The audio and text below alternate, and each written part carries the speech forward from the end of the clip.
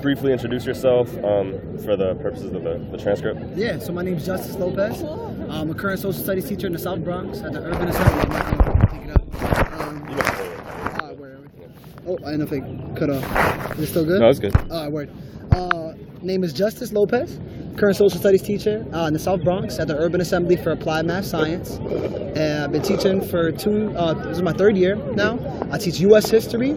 I've taught global studies, early global studies, and I'm a DJ as well. So I teach DJ classes, music, things along that nature. Cool. Can you talk about like your background a little bit, like where you're from, like what your family's like, sort of like that? Yeah, no doubt. So grew up in Connecticut, Manchester, Connecticut.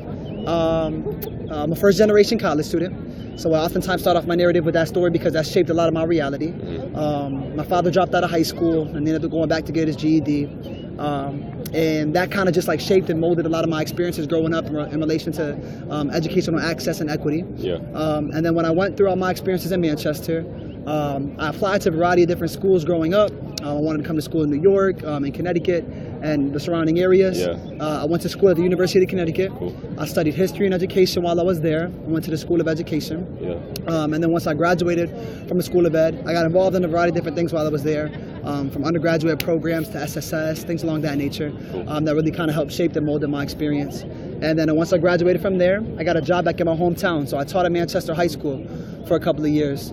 And I did that as well. In relation to kind of like my identity, I'm Puerto Rican, so trying to navigate the experience of what that's been like growing up here in the States has been one that's one to navigate. Let's see. I have a younger brother and sister.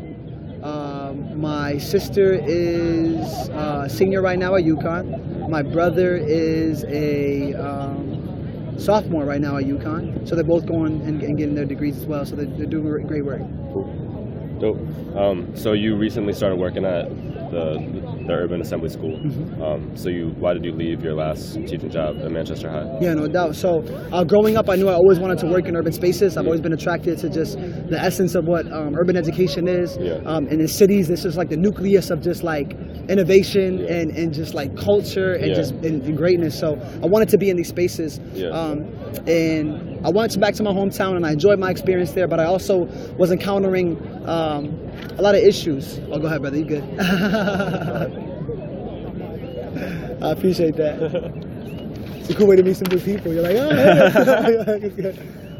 So I mean, to be completely honest, man, they had put me in a big leadership position very, very young. And I was trying to teach teachers who had inflicted a lot of pain upon me about restorative justice work. Really? So they had me take up kind of like the lead on restorative justice for like our school.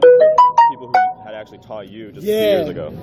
Yeah, man, it was really hard for me because I believe in all the I believe in restorative justice, and I believe to like its essence on building community, holding people accountable, like processing the pain and actually being in that space. Yeah. But it was actually difficult for me to enact it in the space where I was from. Exactly. Because the people who were inflicting the harm and inflicted the harm upon me were not receptive to it. Right. And I'm trying to teach them about not to inflict that similar pain and harm onto other students. Wow. And it was rough, man. It was hard for me to do that and be in that space. So I kind of struggled with that. I also struggled with people settling for the status quo, to be completely honest. Right. Just being okay with our current educational system and the way that we're educating students and being complacent to this just like blatant standardization and just this one cookie cutter fits all. There's a lot of people who did a lot of progressive things, but I felt like it was an unhealthy environment for me. In many respects. There was a lot of great things going on there as well. Like I was doing poetry nights and poetry slams that gave me fuel, empowering youth, white power activism, a lot of that stuff that fed my soul. But I knew there was a time in which I kind of wanted to transition. So I actually was going to a hiring fair when I first got hired, when I got out of school. And I went to one in Manchester and one in Connecticut. And the one that I went to in Manchester, Connecticut, and in New York. And the one that I went to in New York was for a program called New York City Men's Teach. So the goal of New York City Men's Teach is to increase male teachers of color in the workforce over a time span of like 3 to 5 years. And they were the largest one in the nation, trying to make this like big overhaul on this. So I was like, let me check it out. When I went to the hiring fair, I was really impressed by the school that I'm at now. They were the only school to bring their students. So they were like, Justis, do you want to come back? I was like, I offered a job at my old school and I accepted it. That would keep you in the loop. So random, man. Like the beginning of last year, a vice principal sends me an email like, Justice, we have an opening. Would you want to come back? Yeah. And I interviewed for the position, and they had given me the position. And I was like, you know what? That same week, my boy had called me, and he's like, Justice, I'm moving to New York, man. Yeah. Like, I want to, like, you're thinking about still moving out here? I was like, yeah, man. Yeah. So we connected, and So then it the all rest, came together. yeah, it just kind of like melded together That's in cool. that process. Yeah. Okay. So at your last school, sorry, this is like not quite the topic of the interview, but like at your last school, what were the most like frustrating parts of like working with the people who had kind of harmed you, you know? Like, yeah, man. So the school hired you right away out of college to be like an administrator, like teaching them? It was a teacher, Okay. but the school was trying to implement aspects of school-wide restorative justice practices, and they were trying to have teachers teach and lead professional development and kind of take the lead on this culture. And they were like, Justice, to do a really good job at this in your classroom, would you like to do it with teachers? And I was really hesitant at first because I was like, yo, I already know how these homies gonna react to this. Like, I'm like, if they were like this when I was there, like I already know how it's gonna be. And sure enough, it was like that. So I was in this like very conflicted state of being, because it was like, you would have people attack kind of like your core beliefs. And it just wasn't healthy. Now, I think the issues that were happening there aren't like unique to just there. Like, these are larger systemic issues that we're trying to navigate with reclaiming our classrooms, standardization. I mean, teachers being the scapegoats for like all of society's issues and problems. I mean, it's a difficult balance to navigate. So I see some of the, go ahead. No, you can keep okay, word. So I see kind of like some of the similar issues kind of like even reoccurring where I'm at right now in New York. I mean, in the context with like this fixation with standardization, man.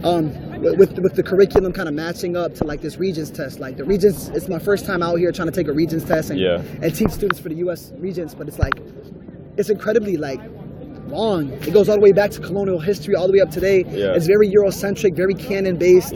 So you're consistently trying to navigate like having culturally responsive pedagogies in which that are reflecting your authentic experiences of your students and the things that are going to make them come alive, but also simultaneously preparing them for this larger system and society that they're going to like enter into. And the sad reality is so much is like riding on like the performance of these standardized tests, like grant funding, your scores are so many like ways in which like the chancellor and the New York City Department of Education kind of like rate that.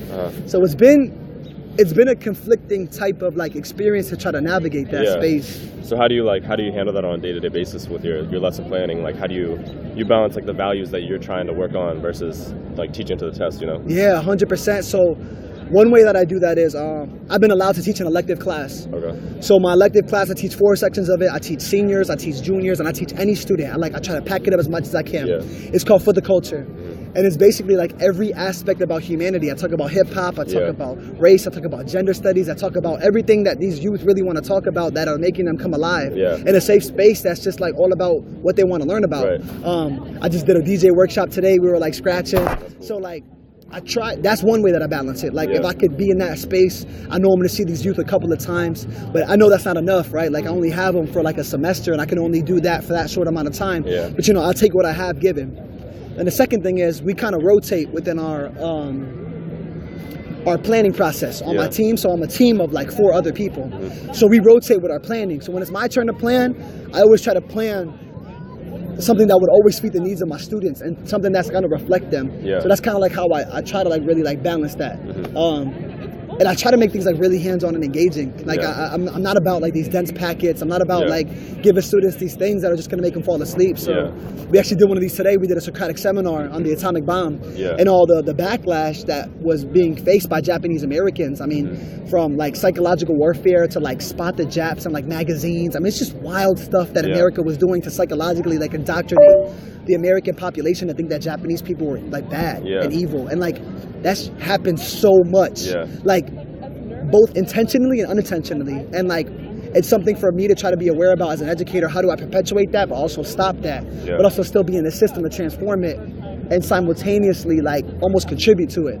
So that's kind of how I navigate it, man. It's a difficult space to be in. But I'm at peace when I have authentic conversations when students are like speaking from an authentic perspective, Yeah. when a student has some growth, when a student learns something new about somebody or someone who they never heard about, that's like, yo, that's my story, that's my history, that's who I want to connect to. Yeah. Like, that's when it gives you fuel to the flame. Right. Cool. So can you like talk about a time where you like really felt that, like you felt that like fuel with the flame, like you said, like, you know, where you really like felt that energy, like you were really doing something, you know, that made you feel something in school? Yeah, no doubt. So in my further culture class, Uh-huh. I had students create like a mini mixtape, Yeah.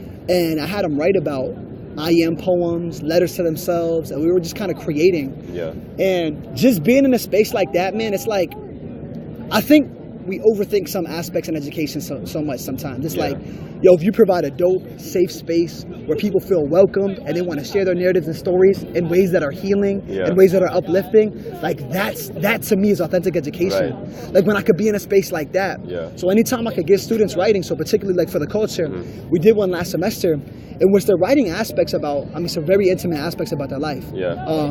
Growing up, family abuse, interactions with law enforcement. We had a student who was murdered last year by gun violence. So a lot of students like really hit home with a lot of the issues that were even happening in this past, you know, national walkout. Yeah. And we just made stuff with that. Yeah.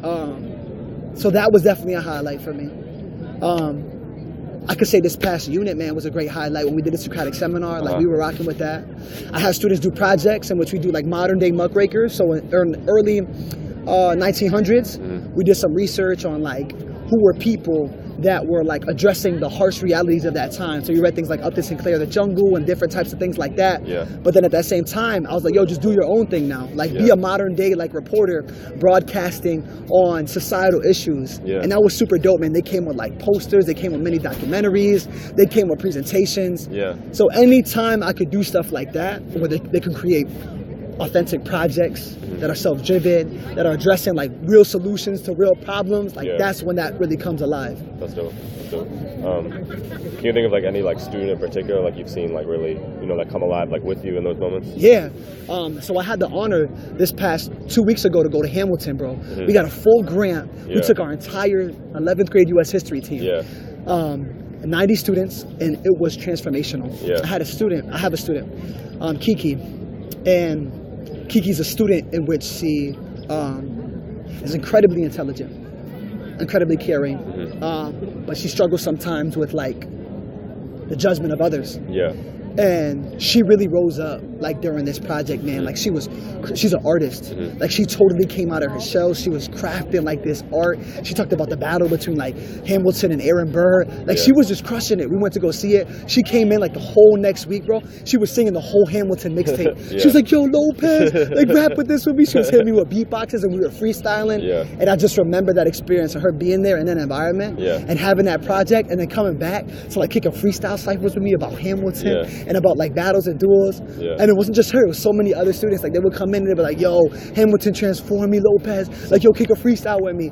And it's like little things like that, bro. Like it's like little things like that. And like growing up, like the past couple of years, I really did want to go and see Hamilton. Like, and we were blessed enough to be able to qualify for a grant. And that particular like project, man, was transformational. On so many levels for like all the students. Like we did like a whole project, they did research, they came back, they saw the show, we were interacting with the actors. Our student got selected, one of our students from our school got selected to go on stage. And I say Hamilton because Hamilton is so imperatively important for us to cover it in our schools because it is the history of us now told from the past representing the United States of today. And it's like you have such a diverse cast from all creeds, background, races, religions, genders, telling the story of just like this immigrant. Like Hamilton was an immigrant, man, from the West Indies. Pops died, Pops left, Mom died when he was 10 years old, has one of the most transformational, influential impacts in American history. And it's like, word, like that's the story of hip hop. Like that's the story of our youth. Like that's the story of the youth in the Bronx. Cool. Damn. Cool. Can you talk about like your school a little bit more in depth? Like like who goes to the school? I know it's a grade 6 through 12. I mean, I know where it's located, but could you just like give a little more Yeah, background? no on the doubt. school, Yeah, what so it's like? an urban assembly for applied math science. Yeah. Small community school in the South Bronx. We got about 700 students. Yeah. Grades 6 through 12. So we got about 300 in the middle school, 400 in the high school. 100% of our students are on free reduced lunch. Yeah. Majority in regards to ethnic background is all islands, so Caribbeans, Dominican Republic, Puerto Rico, Jamaica, Trinidad. So very island Caribbean kind of like background roots. Primarily the students there. About 25% are like first generation. A lot of students are undocumented. So we actually learned about that when we were doing home visits. So we do home visits at the beginning of every school year. We meet with every student and their family, and we kind of welcome them into like the home, which is super important when building like relationships and like a foundation. But we learned that when we go to the homes. So we navigate that space. Majority of our students speak a second language, so we are always consistently having like co-taught teachers or like co-classroom facilitation with trying to navigate like language barriers and things along that nature. Always have like translators around when we do things like home visits. We typically we do this thing called SPAs, in which we once a quarter we shut down a school, and then we get all the parents and guardians together. We meet individually with the students and the parents. We give them a rundown of the guardian of how they're doing in every class. Teachers write like reflections on how the students are doing and how they're performing. So I really appreciate that. We got this advisory model, which is pretty cool. You kind of get like this advisory system where you loop with. So you get like a group your freshman year and you stay with them and you're kind of like their mentor. But also in that same token, it is a little too academically based for my comfort. It's a very, very heavy emphasis on academics and rigor. And I understand to some capacity why that's the case, because the goal would be like, let's take students who are traditionally below the poverty line and allow them to be into the middle class now through a college education. But it comes at the expense of so much authentic, real learning, and I'm concerned deeply about what that's doing to the spirit and the soul of our youth in the classroom. So it's something that I'm aware about, that I'm consistently trying to bring light to, but also simultaneously provide the space for the youth to kind of grow within that. Right. Okay. So when you say it's a community school, can you talk a little bit about like what the different kinds of schools are in New York, and like how the admissions works for your school? Yeah. So New York City has, one of the most diverse public school systems in the nation, but we also have one of the most segregated school systems in the nation. When you talk about school segregation, it's right here, and especially in the Bronx, where I teach the poorest congressional district in America. So, the poverty and the TLC and the love that's needed there is just real. You just feel it, and it's very real. And that's reflective of the types of schools. Traditional public schools, private colloquial schools, and then you'll have like charter schools are kind of like the main models that are being implemented now throughout New York City. There's a couple of private schools in the Bronx, like Bronx Academy, Bronx Latin. There's some private schools that students have to test into. Public schools, no students have to test into. It's free screening. Our school is just like that as well. It serves the community and population. There's no test, there's no screening to get into it. It's if you live in the Bronx, you're around our area, we're gonna seek the needs of what you have. Which is different than traditional like charter schools, right? They have like a test, or it's like a lottery system, and then it just creates this dichotomy and kind of conflict between a wrestling of like limited funding, students being separated from their communities. Busing in and out. It was an issue that was in Connecticut as well, right? This busing and sending students to all these different schools. What is that doing? We read about that in class actually. That program, the Hartford integrated busing program. So I know Chef O'Neill. I know is did you read the Chef O'Neill case? So the busing program in Connecticut, it was Chef O'Neill, one of the main people who was involved in that. I taught Chef O'Neill's grandson in my classroom in Manchester, because they grew up in Hartford, but they were in Manchester. And navigating that space, my mom grew up in Hartford, and my dad grew up in Hartford too. My dad grew up in Brooklyn, but then he moved to Hartford. So they were like involved in that. My mom was actually held back because they didn't have a dual language studies program there. They didn't do like ESL. And they labeled her as special ed, and she spoke a lot of Spanish, so they held her back. So between like second language programs, man, and just like busing in and out, it was a very difficult space to navigate. And even now, Manchester's a part of that. Back at home in Connecticut, they're a part of that kind of busing program. So typically what they would do is they would take students out high urban areas like Hartford, and the surrounding areas. And it would take students from like Avon and Greenwich, these very, very rich, wealthy, predominantly upper white class, and bust them in. And Hartford's really struggling with like trying to navigate that space, and trying to figure out what's the solution. As is New York, as is every single state and city in the country, right? I can imagine like Baltimore is navigating those same types of issues, man. Like it's real.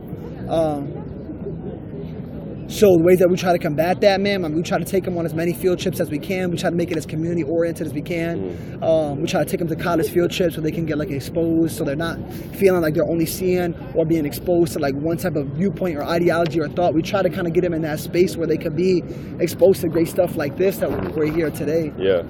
Have you brought them here before, your students? I brought them a couple of times, like for hip hop conferences. Oh, dope. So we actually led a youth hip hop conference with Dr. Lauren Kelly. She's affiliated with TC. She does a lot of work there. She's assistant professor, and then at Rutgers University. So our youth came up. We led a hip hop conference here. I'm helping out with Science Genius with some of the youth that I'm helping out with.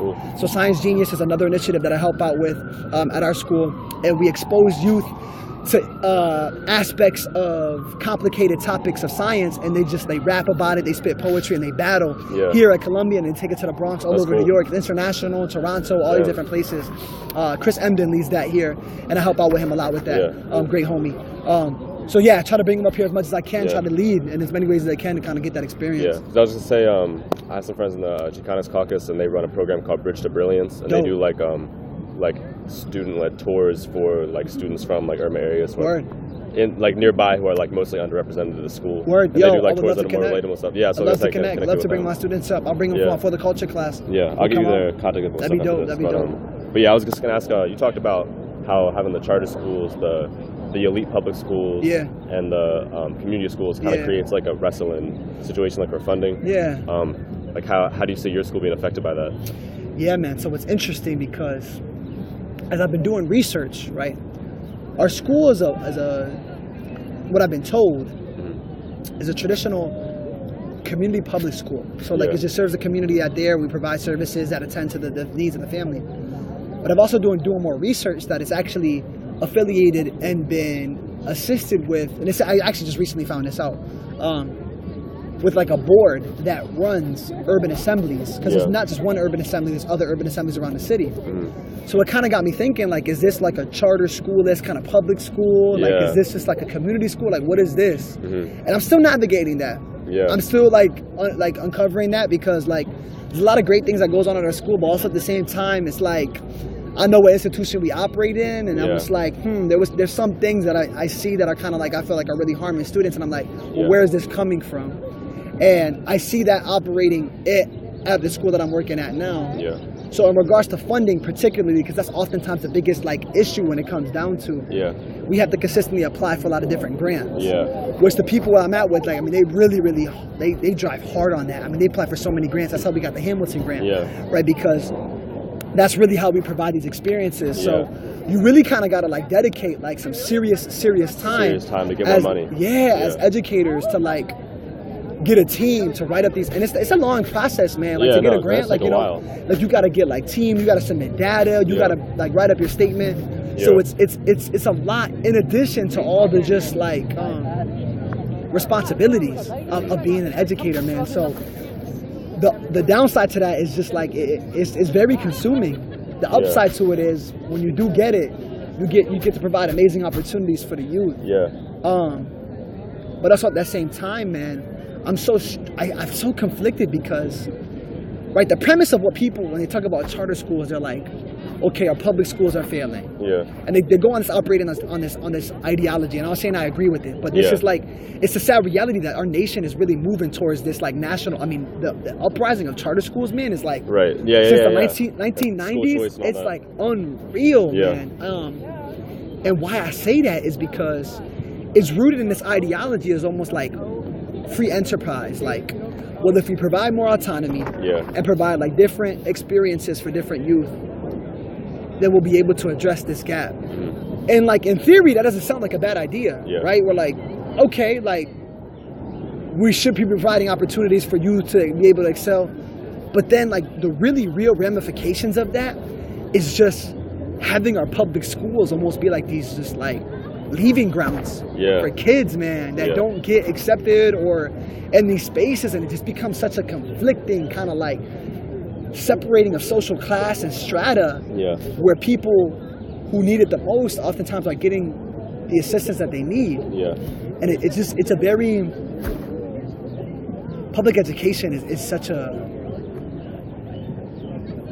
beautiful struggle to be in, right? Because never in the history of humanity have we tried to educate the masses. It was after the Industrial Revolution when America was like, okay, let's educate everybody. But before that, we were like, let's educate the rich elite, let's educate priests, let's educate religious leaders, let's educate men so they can read scripture, so they can... And like, it wasn't until that shift that we were like, okay, let's try to educate everybody. And then when you try to take on that stronghold, how do you educate the masses when you have so much systemic injustice, even still to this day? And you see it so blatantly between our public schools, charter schools, and private schools. Schools now in New York are more segregated than they were during Brown v. Board of Education. What's up, Sabine? It looks like you were in the middle. We're just doing a little interview. See you later. That was a lot. Can you talk about like I don't know? But you're saying that your teachers, you all spend a lot of time like trying to apply for grants and stuff. So how much of your like time do you actually spend doing that? So like trying to get more money to like run the school the way you want to run it. So most of our time, our time is divided up into different, like I teach 3 core classes throughout the day. So most of my time is dedicated towards my core instruction. That's me planning lesson plans, revisiting, grading, readjusting my instruction, meeting individually with students.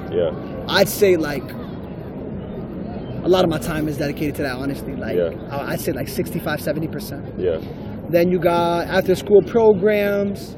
You want to provide spaces for these youth, man, because in the reality of it is a lot of them don't have that much to look forward to after school. So you want to help them out after school. Like you want to be able to like help them out with work or scratch with them and DJ.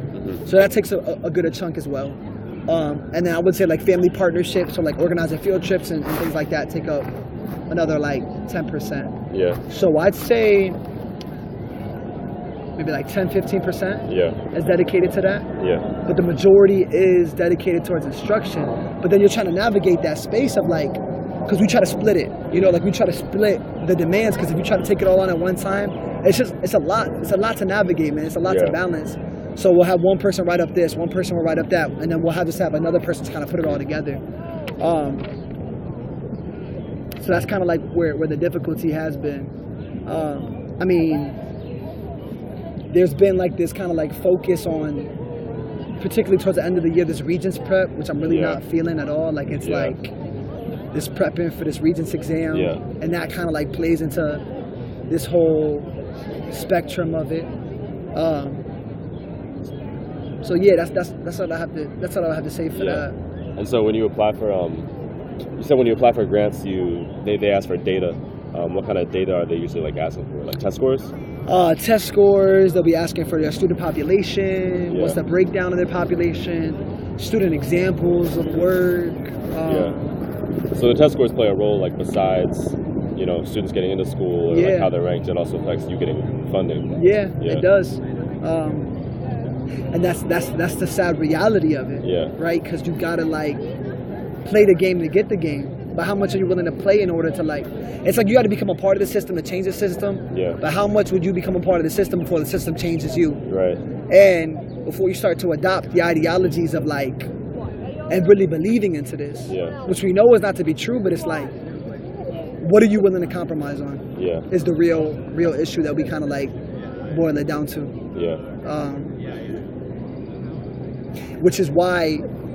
Which is interesting when navigating the charter school realm, because they can get a lot of funding from other areas. They can get private funding from all these different like companies, and that's what really kind of opens up this kind of like capitalistic type of like enterprise with our charter schools. Which I'm still trying to figure out too, man. I'm still trying to make sense of it all. I really am. It's such a multi-tiered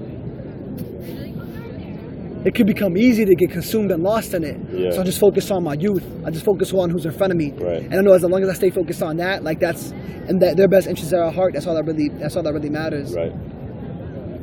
So has there been a time recently where you felt like you were really struggling with that? You said it's kind of about like what you're willing to compromise on. Yeah. Has there been a time recently where you really felt that struggle of like you're kind of doing something you don't want to do, or like you're really trying to decide like how you're going to handle a certain situation? Yeah, man. I mean, this past week we had them do like essay Regents prep, right? So we were like timing them. We tried to create an environment that was reflective of what they would be having. And it was just really corny to me. Yeah. Like it was real corny. I understand like you want to prepare them for like the exam. Yeah. But it was just really corny because like it just inflicted all these aspects of like paranoia, fear, animosity, like just, and you could tell by the responses on the students. Yeah. You know.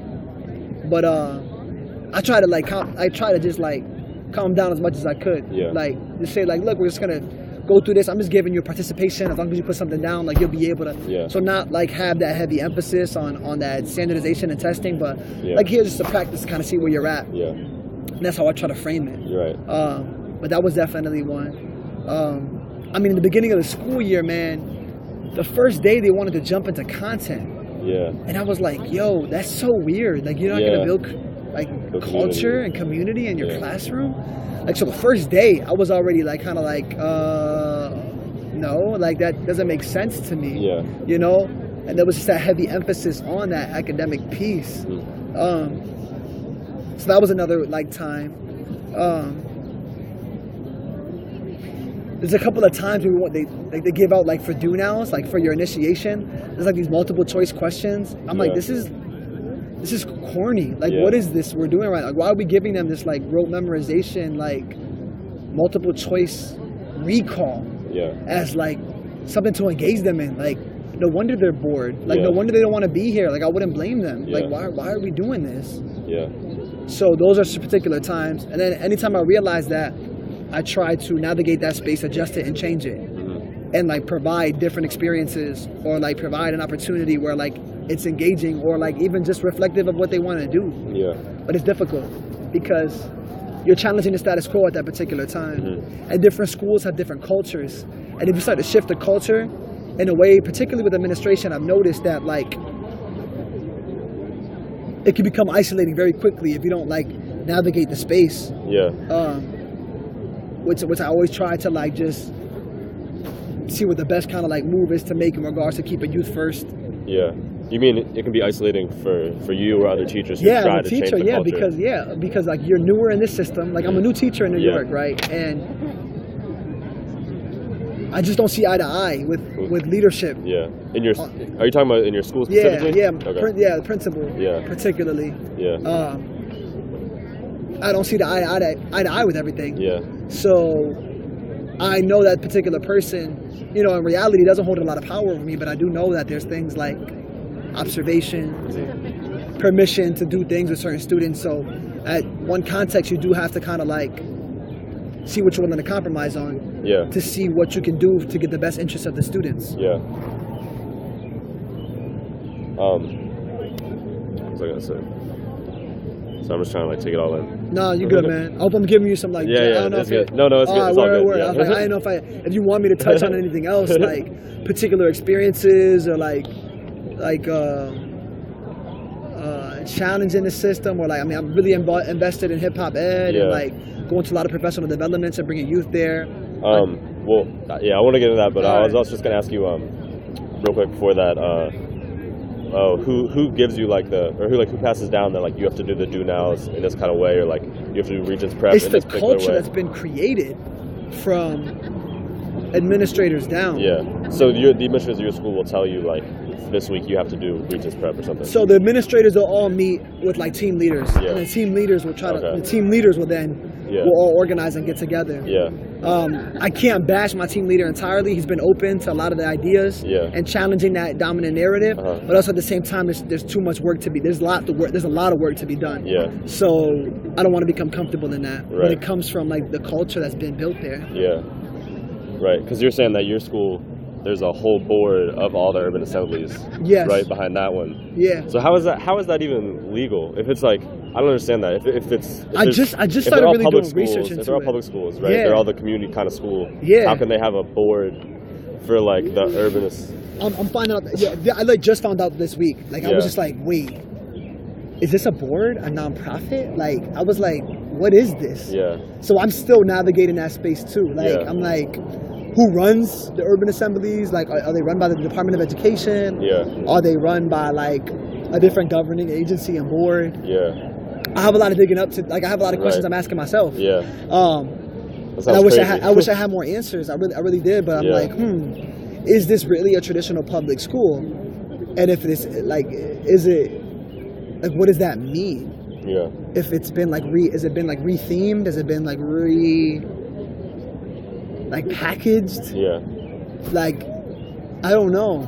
But I'm not gonna give up till I like continue to find out more information. So they're not upfront about that when you join the school. Well, when I got brought in by a nonprofit. No, the vice principal knew you through the nonprofit. Yeah. Well, no, the vice principal brought me in from a hiring fair. Oh, okay. And I was doing research recently about just like the overarching like school and how the school is being like run. Mm-hmm. And I came across how it's a part of the New Visions movement. And it's like this New Vision kind of like initiative by New York City to take the worst areas in New York City and create different schools that produce higher performing students. Yeah. And I noticed that our school was affiliated with that. Mm-hmm. And I'm like, in what way? Like, is it a part of a governing agency? Is it a part of a board? Is it like they just kind of like a cousin to it?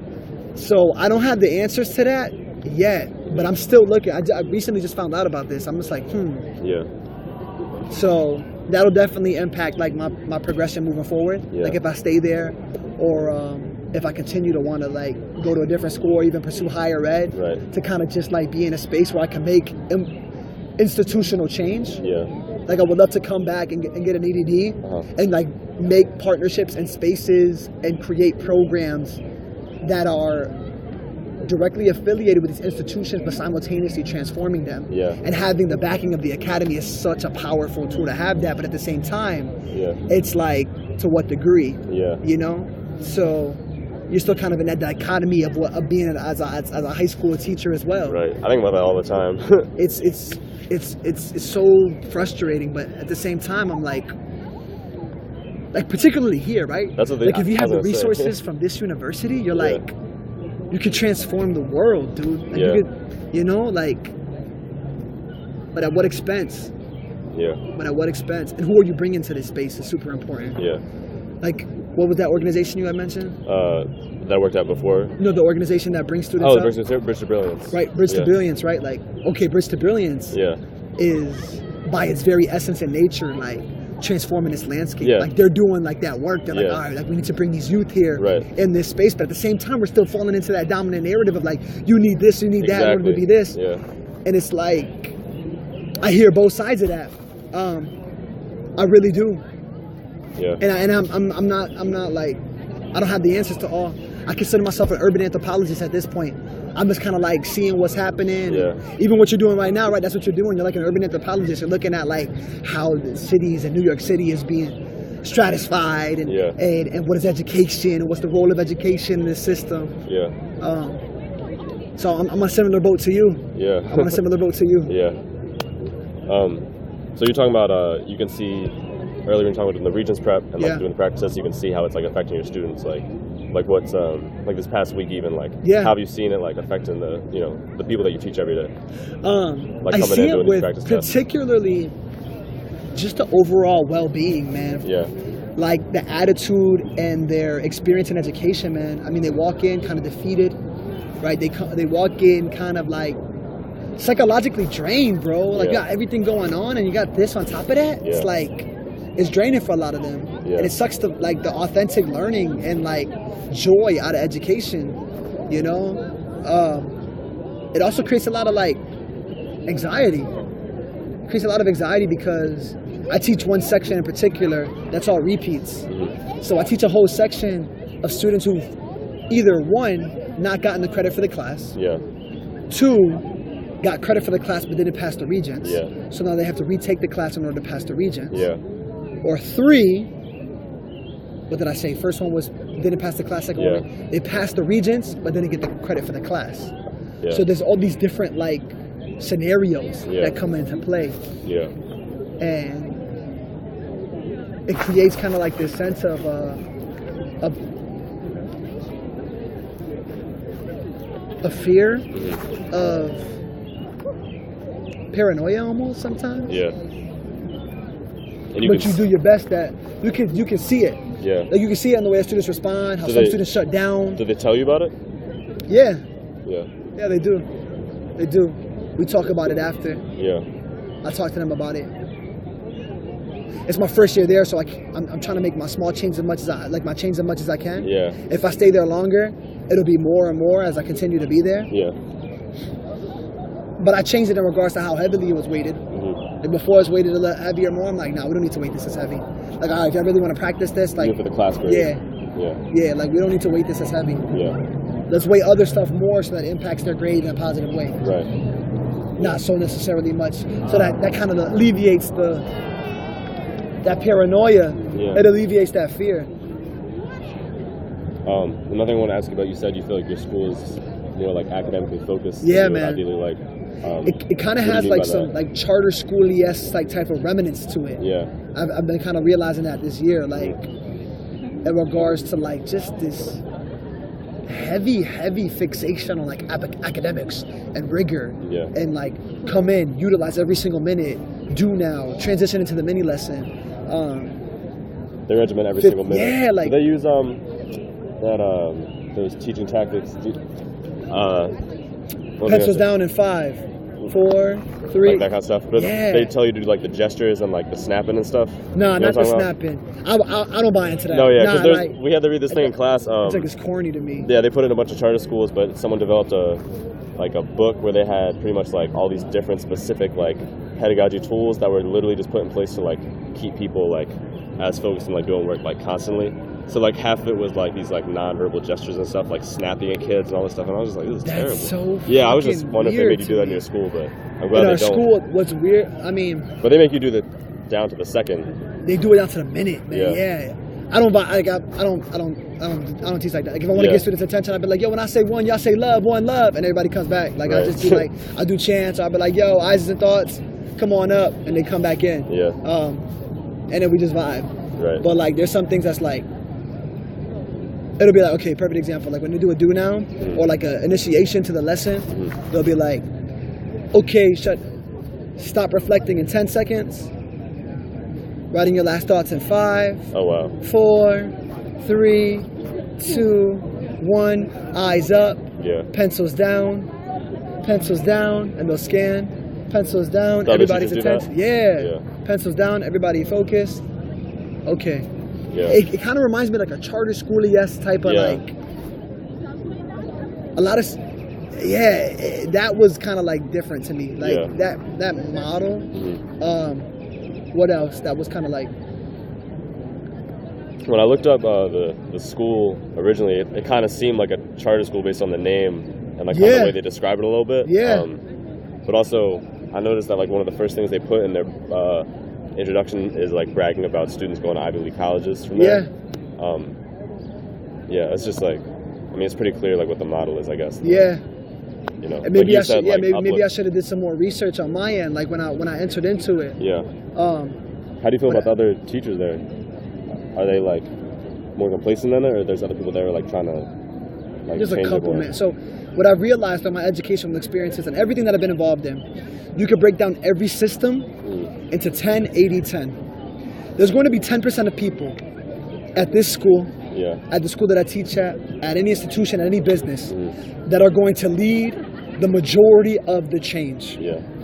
There's going to be 80% of the people that can sway either way. Yeah. That they'll want to initiate and be a part of the change if they see other people doing it, or they'll kind of go to the waistline. Yeah. And you have 10% who will be complacent, Yeah. who will not change for any way, shape, or form. And I've really, this piece of like reading that I've come across has really let me be at peace. Yeah. And it's really like transformed my thinking particularly with building communities intentionally with people who are really about transforming that 10%, because so many other people will follow along with it. Yeah. So particularly related to the school that I'm at,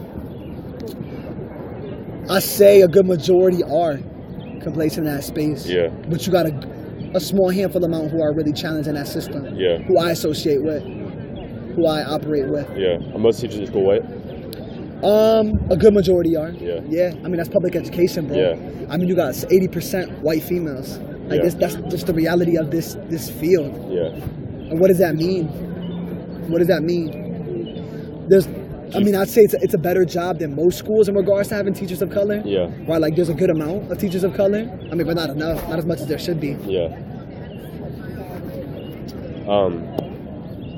Do you feel like part of the way that you're able to like teach your class is like through like connecting with students? Like, do you think that's like it's the essence? I mean, it seems like you're very passionate about that. But do you think that's something that like it's the foundation? You feel like your co-teachers could learn to do? Yeah, it's missing, man. Yeah. I could tell. Yeah. Like, it's the essence, man. Like once you formulate authentic, appropriate relationships with youth, you get them engaged and motivated in a space that shows them what their learning means, that it's authentic. Yeah. You empower them in that process. Yeah. No matter they could read one word or one syllable or one sentence or an entire book, you're empowering them in that process. Yeah. You're honoring their history, their narrative, their intelligence, their genius all throughout that process. Yeah. Man, transformations occur. Yeah. But when you're solely focused on criticism and academics, and it just seems like a horrible method for garnering student achievement. Yeah.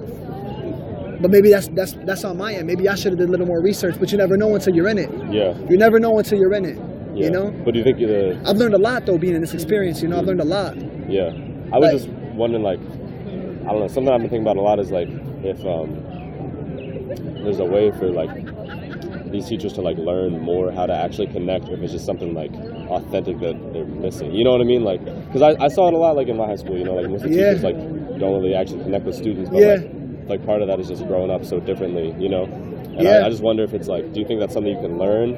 Is like how to connect with anyone, or it's like if you don't have that experience growing up, or like you don't have that in you? I think there's certain characteristics that all amazing educators like embody in some way, shape, or form and capacity. Yeah. They're like warm. Like you could like connect. Like I don't know how to describe it, but it's like warm. Yeah. They have like an enthusiasm or like passion in some way, shape, or form for something, whether that's like relationship building or their particular content.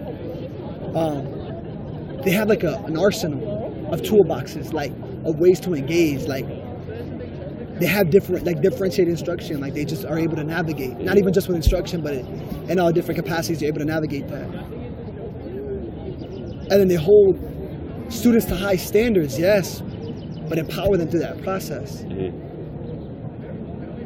And in some capacities, I think you can teach that, and how it's taught is by modeling. I struggle with this so much. V, you know Christina V? Yeah, Miss V from you know V, right? Yeah, she goes to Brown. Brown now, right? Yeah. She works. I mean, she does work here at Columbia, Harvard. I mean, I have so much respect for her because that's what she's doing. Yeah. And she always talked about, bakes. yo, bro. She bakes too. Bro, yeah, she's that cake she made. Bro, the last transformation. I changed my life. Jesus. She talks about that all the time. Yeah. She says, how do I teach social studies teachers to love? Yeah. That's the exact same, like she brought that up on that panel. I don't know if you were in that panel, and she was in there speaking about it. Yeah. With the ethnic studies panel, right? Yeah. It was ethnic studies panel. I don't know who was on that panel. I'm trying to think. I mean, I know Curtis was there. Yes. Yep. Yeah. They were all in that panel. And that struck a chord with me, bro, because that's the same exact question you're asking me right now. Yeah. And she's like, how do I teach people how to love? Yeah. How do I teach people how to lead with liberation and love? Like, how do you teach that, yo? Right. Like, how do you teach that? It's something that has to be modeled. And V is the embodiment of that. Right. So you need to have people in spaces in which that are leading that are modeling it, and that people can authentically experience it. That's how you do it. You have to experience it. Like you have to be in a part of an environment where you experience that and you're like, yo, like this is what love feels like. Yeah. This is what liberation feels like. Yeah. I know what it feels like to be suppressed. I know what it feels like to be suffocated. I know what it feels like to be depressed. I know what it feels like to be psychologically like in prison. Yeah. But damn, I feel liberated in this space. Yeah.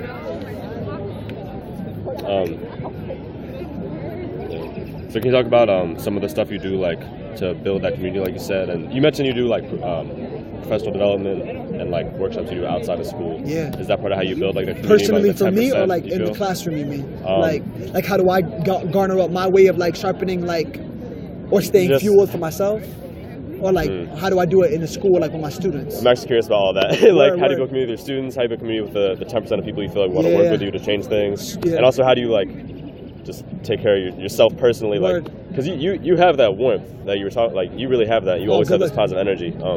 Like, is that something you feel you've always had, or like, how do you like build it? So I think I've gotten it from having an attitude of gratitude and appreciation. Yeah.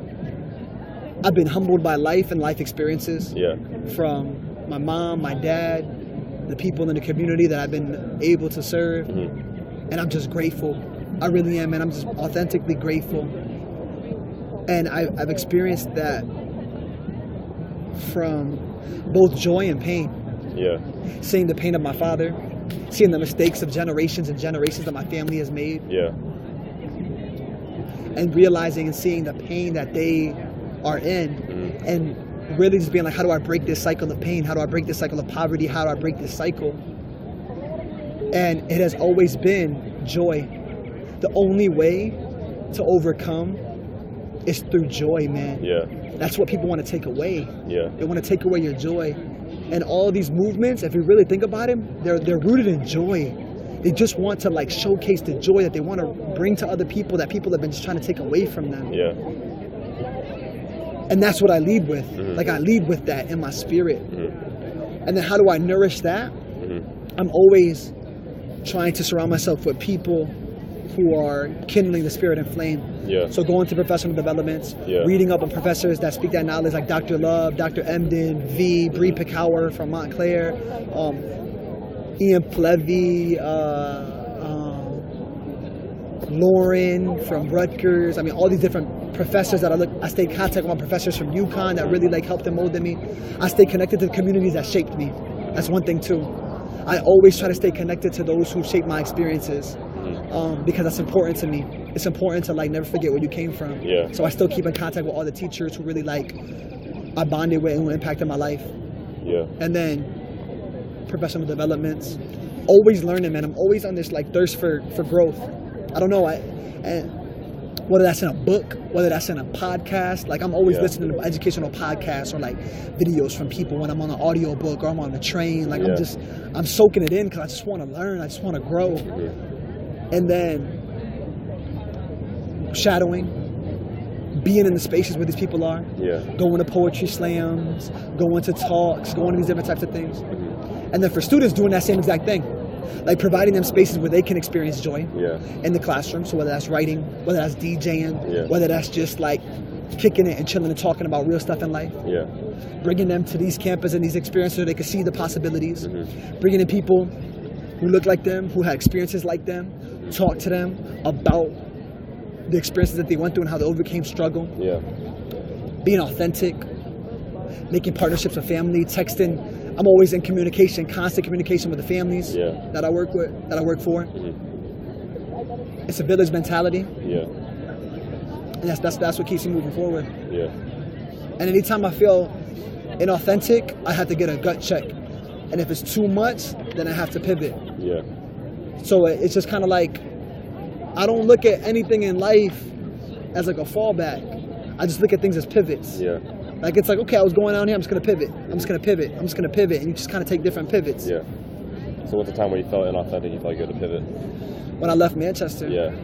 I was like, I need to get out of this space. I gotta pivot. It was just hurting your soul. It's like, man, my spirit, it was. And I'm like, let me pivot.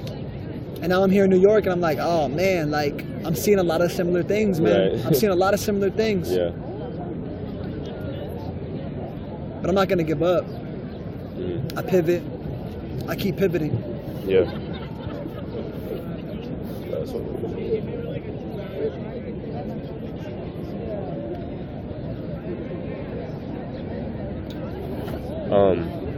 How do you like keep in touch with teachers like around the city? You know? Right now I'm just kind of building my network. I try to meet up with like different teachers from the Bronx. You know, like what's his name?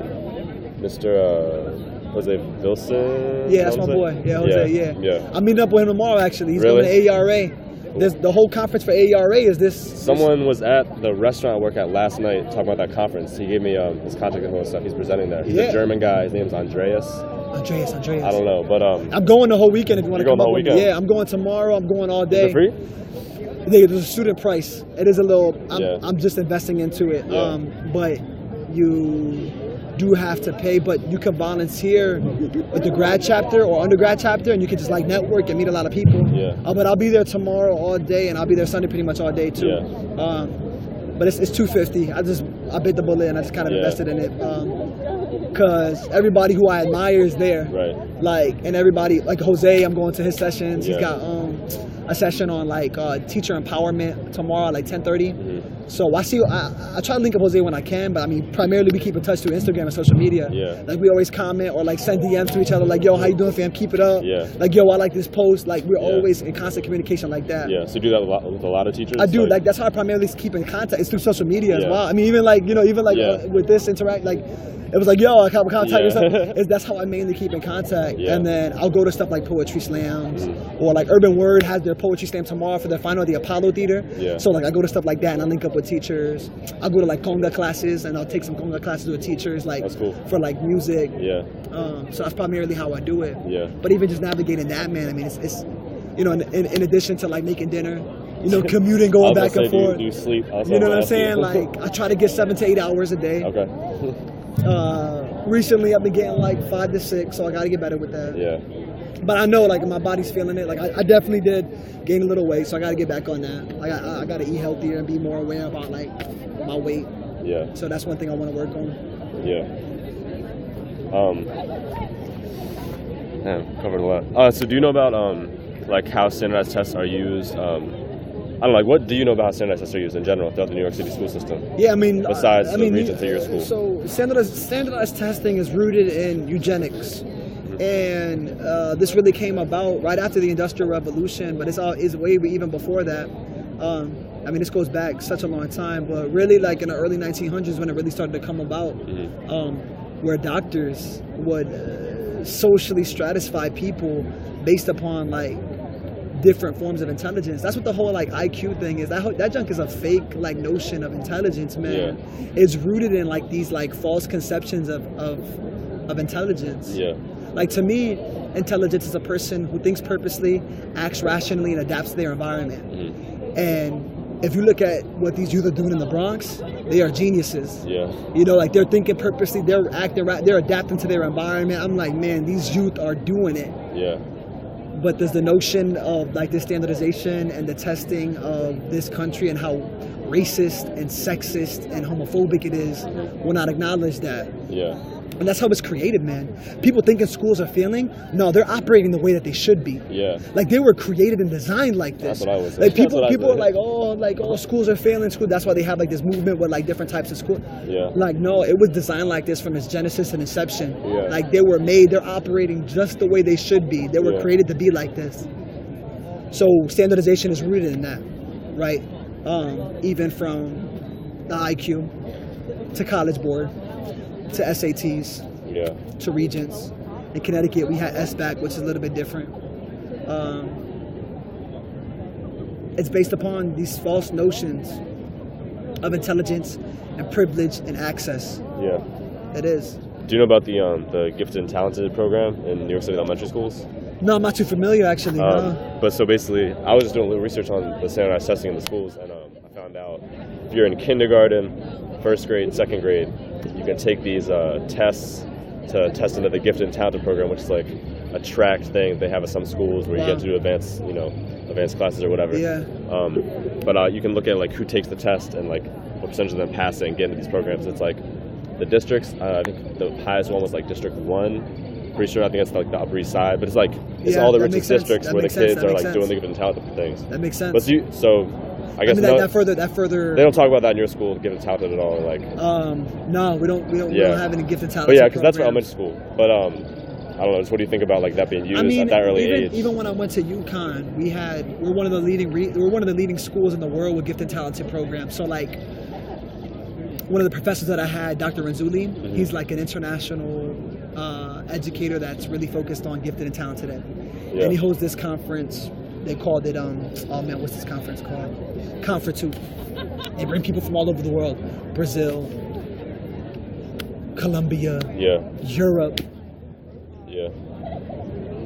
western coast of Africa. Like, it's all over the place, and they talk about these notions of like gifted and talented.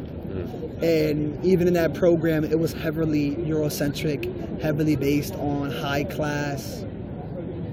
But then they started kind of taking a change on that a little bit. And they started realizing that, like, a lot of these youth of color coming from the hood have a lot of gifted and talented greatness inside of them. A lot of these youth of color who speak, right, English as a second language, we got to actually, like, honor that and be like, that's actually such an asset, you know? Like, while you can speak more than one language, like, word, let me commend you, as opposed to just, like, being, like, shunning you. Right.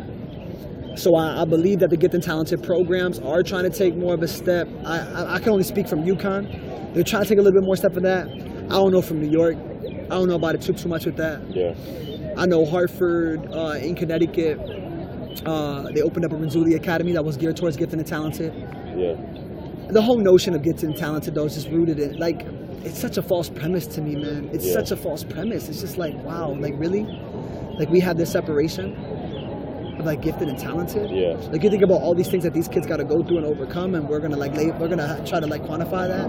Now, it's not to say that there's, like, some accelerated students, like, to people who really authentically believe in that, like, I'm sure that they would merit that in, like, people or youth who want to be more self-driven, or however you want to quantify that. But that's all even a reflection of life experiences and privilege that particular people have had. So we have to understand that in the context even in of itself as well. Yeah. And so also there's certain assets given to, like, 5th graders, 4th graders to determine middle school admissions. Wow. Do you know, does your middle school, because your school is a middle school also, do you know if they... Yeah, we don't have any, we don't have any admissions like that, well. no test requirements. They just allow any student from the South Bronx area is allowed in. Yeah. I mean, but I have heard, like, I have other friends who are teachers at charter schools that like, they have testing. Yeah. They have, like, point-based systems. It's wild, like, Success Academy and Achievement First. Yeah. Achievement First does a lot of stuff like that. Yeah. Like testing and points, and it's a different type of system. I got some friends who work in that system. Yeah. And they tell me about that. Do you know about the it's called the specialized high school admissions process? Yeah, so for those 8, like, Bronx like, Latin is one of them. Yeah. In the Bronx. So what do you think about those schools in that process? I mean, from what I've heard from teachers who work there, or people who teachers have affiliations with it, it's heavily biased for people who've had the access and the resources to be able to get tutoring, to be able to perform well on. It's still rooted in this biased nature. And then for the youth who don't particularly come from that biased background or have as many resources, they could potentially do that, right? So I guess the argument would be, like, if we create a standard exam for all people to get into, then we create an equal playing field, because we're not going to pick based on any other content or background or merit except how everybody performs. Yeah. But then if that's the only measurement or basis that we're using, then that's so inherently flawed that we really need to seriously reconsider what our baseline measurements are. Yeah. Because there's so much rooted in that privilege and access to even get to that space. Yeah. So we got a lot of schools who are doing portfolio. I've been looking at some portfolio-based schools now. Yeah, I was gonna ask what you think of that. I think it's great, man. Yeah. A lot of youth who I work with, actually, like who I've been connecting with, they've been telling me to come visit one. So I'm actually looking to kind of like check out some of those portfolio-based schools who are more centered on like going away from all of this. Yeah. And honestly, it's the model of the future, man. If you think about what people look for in regards to like, even as like an employer, right? They look for somebody who could think critically, act rationally, adapt to their environment, work in a group, make projects on time. Yeah. It's like we're moving towards like this project-based society. Yeah. It's like, create something for me. Right. Create this advertisement for me. Yeah. Create this documentary for me. Create this. We're moving in this creative, like, portfolio-based type of society even in of itself. I mean, yeah, there's a lot of different professions and fields and different stuff, but people have really been revolutionizing what that looks like, which I appreciate about the millennial generation. Yeah. Really reclaiming what like success looks like and what like education looks like in so many what love looks like, what liberation looks like. Like I have a lot of respect like for however many people want to talk negative about like narcissism with phones or like the addiction to technology. Yeah. I say like this generation is so far advanced in so many other ways. Yeah. And then that goes into our school systems too. Mm-hmm. How people are trying to reclaim that.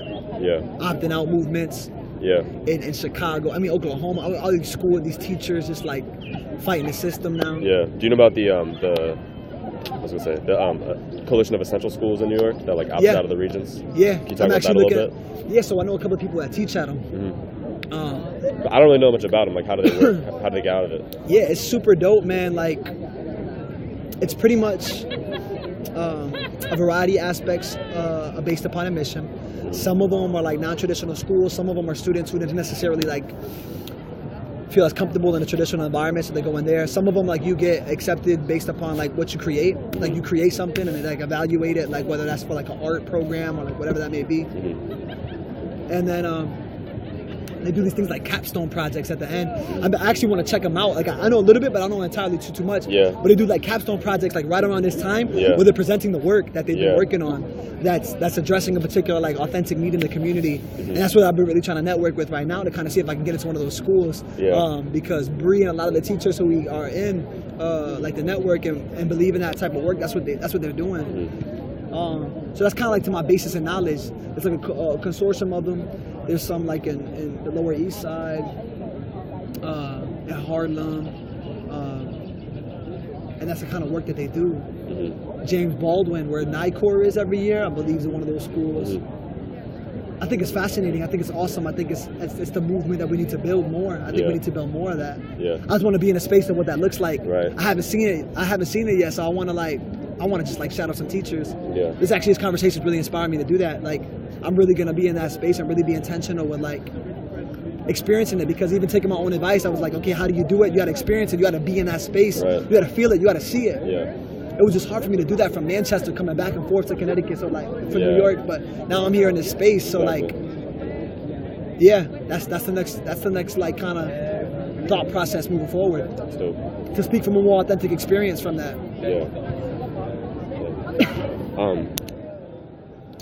What was I gonna say? I wanted to ask you also, do you know, I don't know, like, so you talked about how like different schools have different amounts of resource stuff. Like, do you know how like some of the schools that have like lots of money, like how they get those extra resources? Is it like, does the district fund differently, or like Bronx Latin or something, you know? Yeah, like how do they get so much money, you know, versus your school, which is applying for grants? Yeah, so like a significant amount of that is rooted in their allocation of resources by the Department of Education. A lot of that is funded based upon tax income and revenue. Uh-huh. So the amount of taxes that's generated in a particular space, that's what's allocated. Yeah. So that fluctuates based upon each district. Yeah. And then you have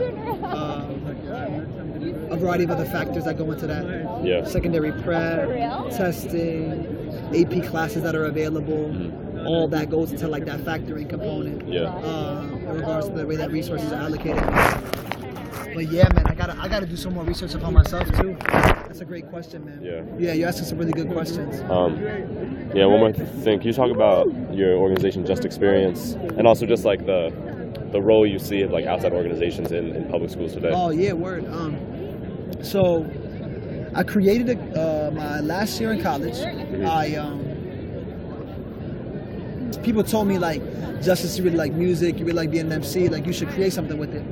So I took a leadership scholarship. I invested in some DJ equipment. I got an LLC and I just called it Justice League Entertainment. Yeah. And I was just DJing, MCing, having a good time, just like creating like community events, because that's what I wanted the company to be about. Like, like I lacked the money and the resources growing up to be able to do that. I wanted to be able to provide that for people. Yeah. Like provide authentic community experiences that weren't so expensive, and just like build community, because at the essence, that's what we all want and need. Yeah. And I wanted to create a company that organized around that. Then I transformed the company and I rebranded it into Just Experience about 1.5 years ago. And Just Experience kind of like embodies even that philosophy I was talking about before. Like sometimes you can't describe things, sometimes you can't teach it, sometimes you just have to just experience it. Yeah. Like you have to experience something, be in that environment, Yeah. and then you take that authentic like experience and move forward with it. Yeah. So then we divided it up into kind of different platforms. Like the first platform is Just Entertain, and that's basically primarily situated around like DJing, like weddings and Sweet 16s and anything ranging from like a pep rally at a school to a college campus. It's just fun. Yeah. The second tier is Just Educate, so that's like workshops tailored towards like education, college readiness, poetry, DJ 101, identity development, values, social emotional learning. Like I just kind of do like workshops like that. And then kind of last tier is Just Empower. So I've created kind of like a philanthropic like scholarship that I want to give to students if they intern, if they want to learn more about arts or music or anything that's dealing with marketing and that kind of stuff. I try to create a little scholarship for them. Yeah. So anytime they work for the internship, they get money that helps them provide like for scholarships to help finance their college education and experience. Yeah. And then there's an internship component too, where youth kind of get this hands-on experience where they're helping me set up for events at UConn or an event at another college or university, and they're helping me run it and get that hands-on experience that a lot of youth are looking for. Yeah. Right? They want to see how this connects to like the real world. Yeah. They want to see how that's what people learn. Like they learn by doing, they learn by being in the experience, they learn by like, that's why internships are so important. Yeah. That's why internships are like the most important thing when we talk about like learning about something, because how will you know if you want to do it if you've never even done it? Yeah. You have to be in it, you have to learn it, you have to do it. So that's kind of like where that stems from. And then the role that outside companies kind of play in that, I think it honestly depends on the intention, the impact, and the outcome of each company. It fluctuates so much, or each kind of like nonprofit or group. Yeah. Because there's a lot of people who've created great nonprofits who are dedicated to a lot of this work. One of my friends, he created this clothing company called Serengeti. It's a clothing company where he travels the world and he funds local artisans from areas across the world, and he buys large bulks, pays them full price for the products that they're offering, and then he'll make clothing, and all the clothing is dedicated to the area in that community, has a community representative, and then gives highlight to that community, and then tailored to a particular organization in that community to help them be more sustaining. Yeah. So people could look at that in different ways. It's like, okay, are you profiting off of like the backs of people in like these underserved areas, or you giving them or providing opportunities to them to like make more money and finance their family in ways that wouldn't necessarily be available to them there. Which in that particular experience, in that particular area, like I know that he provides like it's sustainable living that he's trying to do there. Like it's not like let me just buy this and be out. Like he makes partnerships, it's sustainable living, like he meets with them, like he works with them, he works with the community, he takes the community's lead. It's almost like a Tom's shoe, but just for like t-shirts. So like you can see like a Tom's type of mentality, like you buy one shoe, get another shoe for free, right? Like Warby Parker, I'm wearing these glasses right now. You buy one pair of glasses to give another pair of glasses away to somebody in need. So like I see the role of social entrepreneurship being taken a big kind of like role in, not big role, but like just addressing authentic real needs, and then how can people be suited with the areas to be able to like provide that. But when it comes at the expense and profiteering, which is the problem, the expense and profiteering of our youth at a significant gain, that's when it becomes problematic. One last thing, if you could like design, if you could like choose how all the schools in New York would like do their admissions, how would you suggest it be done? Man, that's a great question. Every student will go to a community school where they would be at. They will go to the school that they went to would have adequate resources. They'll be funded by the Department of Education. This seems like such a, I mean, even as I'm talking to you right now, it seems like such a far-fetched idea. It just seems like, because we've just gone so far off from that, man. That it doesn't even seem feasible to me. Like even as I'm talking to you right now, it's like I feel like I'm not even being authentic with myself because it's just so far away from that. So I got to be around those spaces that are doing that. I do, and that's very important. but they would go to the community schools that were there, and they would be funded, and we would give teachers resources, and we would pay teachers higher wages so that they could be able to like flourish and thrive. Yeah. And we would provide the resources that the kids needed. Like we would do that. Yeah. As opposed to like what we have now. But what we have now, it's very far away from that. I can't even feel like it's so far away from that even mentality. Yeah. So like, do you try to like navigate that system? What do you do?